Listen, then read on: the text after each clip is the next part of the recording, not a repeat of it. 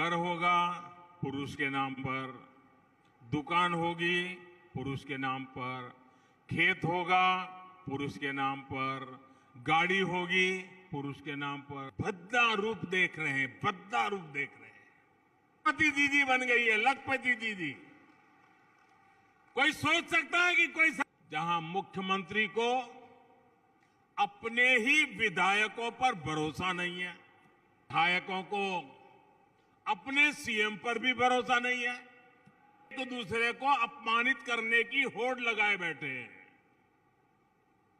जब कुर्सी पूरे 5 साल संकट में ही पड़ी रही हो, तो ऐसे में अपराधी बेखौफ होकर घूम रहे हैं और अपने वोट बैंक की गुलामी कर रही कांग्रेस कुछ लोगों के तुष्टीकरण करने के लिए कार्रवाई करने से भी डर रही है। राजस्थान की कांग्रेस सरकार ने वही किया जिसके लिए कांग्रेस कुख्यात रही है, उसका इतिहास कुछ कुख्यात रहा है। उसके पिछले 5 वर्षों से राजस्थान में राजनीतिक लड़ाई का भद्दा रूप देख रहे हैं, भद्दा रूप देख रहे हैं। जनता के हित के बजाय यहां कुर्सी लूटने और कुर्सी बचाने का ही खेल चल रहा है।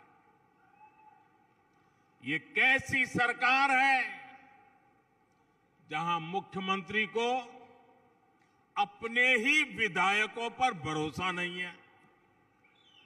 ये कैसी सरकार है जहां विधायकों को अपने सीएम पर भी भरोसा नहीं है। सरकार के भीतर सब एक दूसरे को अपमानित करने की होड़ लगाए बैठे हैं। जब कुर्सी पूरे 5 साल संकट में ही पड़ी रही हो, तो ऐसे में राजस्थान के विकास की किसे परवाह होगी। इसलिए ही आज कांग्रेस शासन में राजस्थान में कानून और व्यवस्था पूरी तरह तबाह हो चुकी है। जिस राजस्थान में गंभीर अपराध सुनने में कम ही आते थे, वहां अब अपराधी बेखौफ होकर घूम रहे हैं और अपने वोट बैंक की गुलामी कर रही कांग्रेस कुछ लोगों के तुष्टीकरण करने के लिए कार्रवाई करने से भी डर रही है। साथियों, कांग्रेस सरकार के इस रवैये की राजस्थान के माताओं, बहनों, बेटियों को सबसे बड़ी कीमत चुकानी पड़ी है। राजस्थान में महिलाओं से जुड़े अपराध चरम पर है। यहां तक कि उन्हें तीज त्योहार भी शंका आशंका के बीच मनाने पड़ते हैं। भाइयों और बहनों, 2 दिन बाद 13 मई को जयपुर बम धमाकों की बरसी है। 2 दिन बाद जयपुर में सीरियल ब्लास्ट करके आतंकियों ने हमसे अनेकों स्वजन छीन लिए। आज भी उनके परिवार इस उम्मीद के साथ जी रहे हैं कि एक ना एक दिन उन्हें न्याय मिलेगा।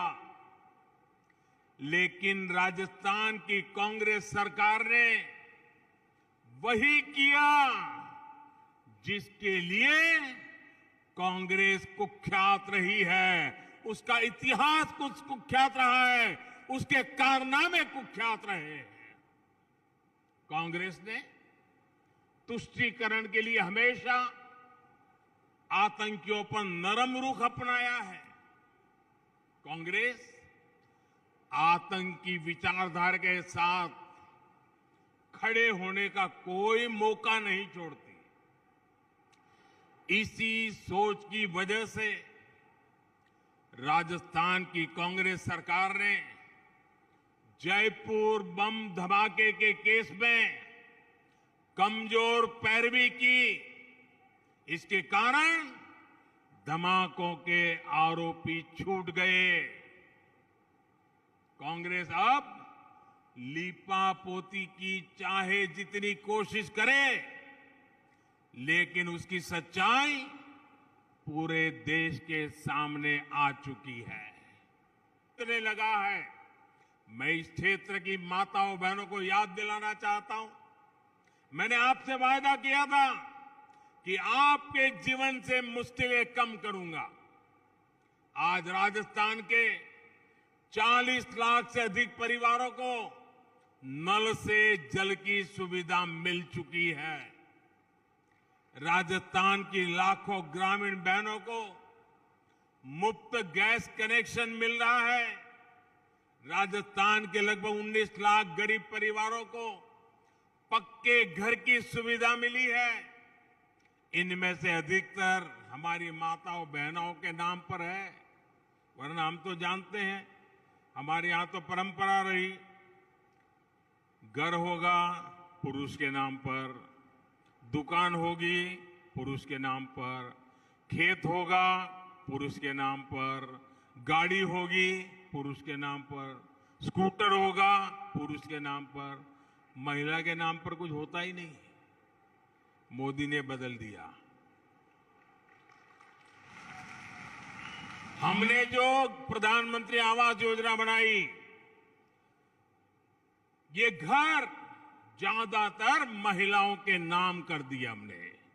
और आपको मालूम है आजकल जो घर बनते हैं ना, वो मामूली नहीं बनते। एक एक घर के पीछे लाख रुपए से भी ज्यादा खर्च होता है। लाखों रुपयों का खर्च हो रहा है।